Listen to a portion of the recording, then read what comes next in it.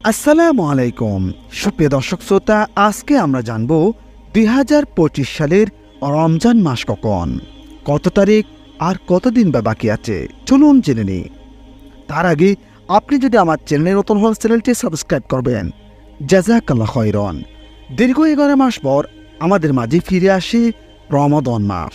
এই মাসে আল্লাহ পাক জান্নাতের দরজা খুলে দেন, জাহান্নামের দরজা বন্ধ করে দেন। এই মাস রহমত, মাগফিরাত ও নাজাতের মাস।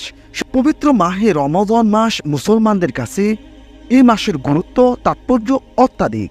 চলুন জেনে নিই 2025 সালের রমাদান মাস কখন, কত তারিখ।